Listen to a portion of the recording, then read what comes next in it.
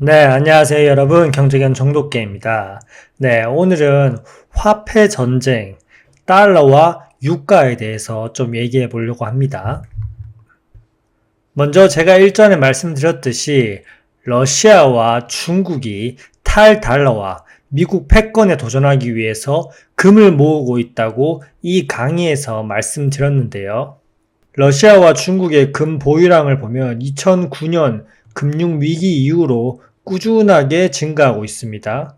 두 국가를 한번 합쳐보면 정말 한 나라이지 않을까 싶을 정도로 금 보유량이 함께 같이 올라가고 있습니다. 이 정도면 짜고 같이 사고 있다고 봐도 무방하겠죠. 이렇게 금을 사모으는 이유는 탈달러와 미국 패권에 도전하기 위한다. 자, 탈달러화에 도전하는 국가들, 브릭스 국가들이 있죠. 브릭스 국가들의 영향력, 그리고 회원국이 여기서 점차 플러스 알파로 늘어날수록 미 패권에 대한 도전, 탈달러화는 가속화될 전망입니다. 이제는 기술 전쟁을 넘어서 화폐 전쟁으로 번지기 시작한 거죠. 그 중심에는 아까 말씀드렸듯이 러시아와 중국, 그리고 브릭스 국가들이 있습니다. 자, 이건 달러와 유가 관계를 나타낸 주봉 차트인데 원래 역사적으로 달러와 원유는 반비례하는 성향을 가지고 있습니다. 이 알록달록한 봉 차트가 달러 인덱스고 그 다음에 보라색이 유가입니다. 2008년부터 쭉 보시면 유가가 상승하면 달러 인덱스는 하락, 그리고 달러 인덱스가 재상승하면 유가는 하락, 이런 반대의 성향을 보이고 있었습니다. 근데 20년 코로나 이후 이 시점을 확대해서 일봉을 한번 보면요. 20년 코로나 이후로는 이 흐름이 신기하게 바뀐 걸 볼 수 있습니다. 신기하게 유가가 먼저 상승을 하면 달러 인덱스도 따라서 상승을 하고 유가가 하락을 하면 달러 인덱스도 같이 하락을 합니다. 뭔가 달러가 유가 가격에 연동되어서 따라서 움직이는 걸 볼 수 있습니다. 최근에도 역시 유가가 상승하면 달러가 상승, 유가가 하락하면 달러가 하락. 완벽하게 커플링 현상은 아니더라도 어느 정도 비슷하다고 볼 수 있습니다. 이걸 봤을 때 달러 인덱스가 유가에 민감하게 반응하고 있다는 걸 알 수 있죠. 코로나 이후에 인플레이션 발생 후 자이언트 스텝, 빅 스텝을 쭉쭉쭉 밟으면서 시장의 유동성을 급속도로 흡수하면서 미국은 금리를 확 올렸습니다. 현재 한미 기준 금리 차이는 2%로 상당히 많이 나고 있고 2년 가까이 장기간 고금리 그리고 이제는 금리 인하 기대감을 바라고 있는 시장 상황입니다. 인플레이션 지표는 하락하고 있지만 끈적끈적하고 그리고 각종 고용 지표도 엇갈리는 상황인데 이 상황에서 인플레이션 장기화에 가장 큰 타격을 주는 게 바로 유가입니다.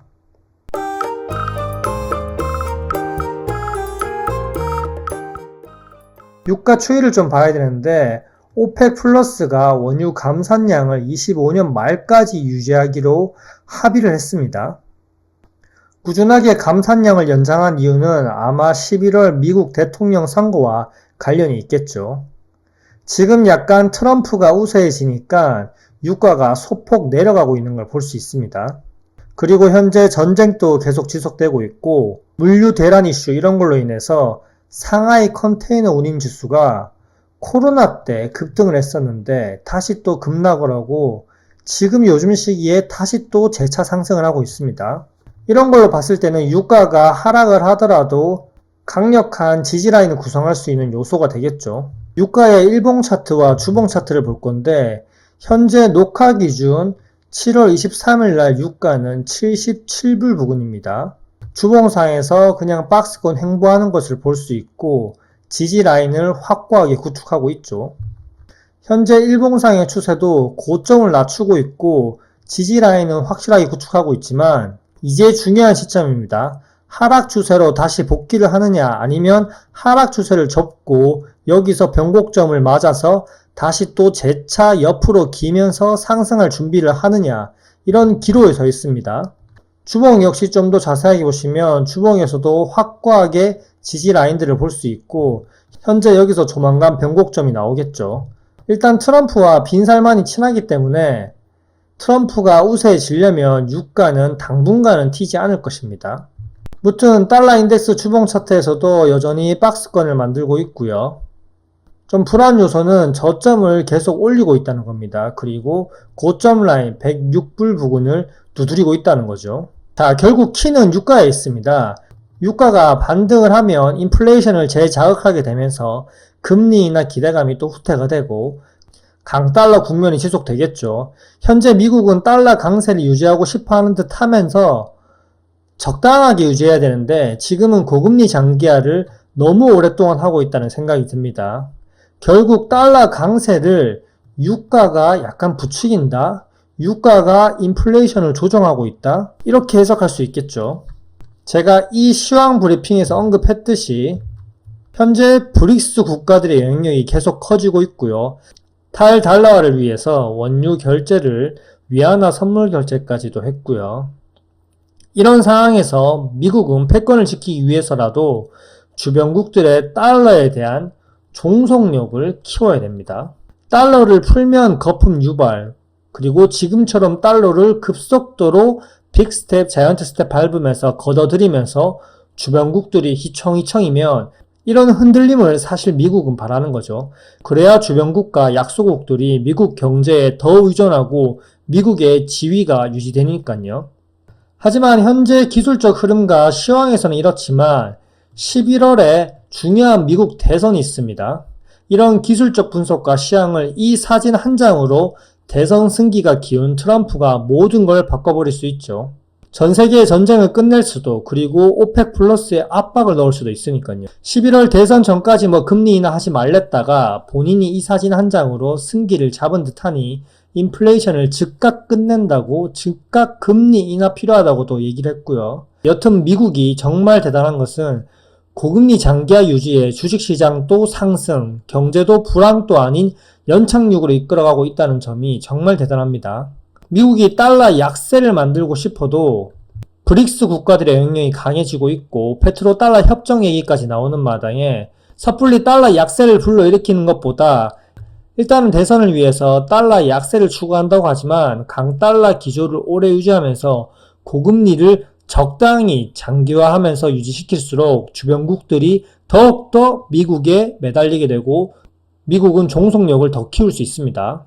오래 길들일수록 말을 잘 들으니까요.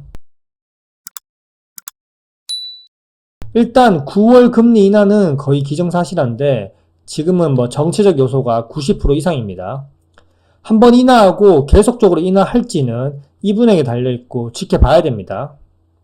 최근 미 경제를 보면 실업률도 증가하고 있고 그리고 주간 신규 실업수당 청구 건수도 점점 늘어나고 있습니다. 그리고 소비도 위축되고 있고요. 미국 역시 지금 버겨워하는 상황이고 정말 원하는 건 금리 인하를 1, 2회 하더라도 여전히 금리가 5% 정도 수준이기 때문에 연착륙을 할 수 있는 시나리오를 적당히 만들면서 고금리 장기화하면서 강달러를 유지하는 것일 겁니다. 예전 같았으면 주변국도 눈치 안 보고 어떤 액션이든 취하겠지만 지금은 브릭스 눈치도 봐야 되고 상황이 다릅니다. 유가가 지금 다시 또 상승을 하면서 90불, 100불 이렇게 넘어가면 또다시 인플레이션 자극으로 어쩔 수 없이 강달러 국면을 계속 유지해야 됩니다. 이게 미국 경제에 또 부담을 주고 있죠. 만약에 오펙 플러스가 맘먹고 유가를 90불 이상, 100불 이상 유지했다면 금리 인하 얘기는 나올 수도 없습니다. 무튼 브릭스는 탈달러화를 위해서 미국의 힘을 약하게 하려고 하고 미국의 주변국들에 대한 종속력을 약화시키려고 합니다. 그래서 미국이 바라는 적당한 고금리가 아니라 과도하게 고금리를 오래 유지하도록 유가를 계속 컨트롤하는 거죠. 자, 이제 11월 대선에 이분에게 달려있습니다. 유가가 재반등할지 아니면 모든 전쟁을 종식시키고 오펙을 압박해서 유가를 다시 끌어내릴지 이분의 발언과 행동에 우리는 귀를 기울여야 됩니다. 무튼 이런 경제 상황과 정치적 상황은 중장기적이니 계속 트래킹하면서 어떻게 변화할지를 잘 봐야 됩니다. 네, 이상입니다. 안녕.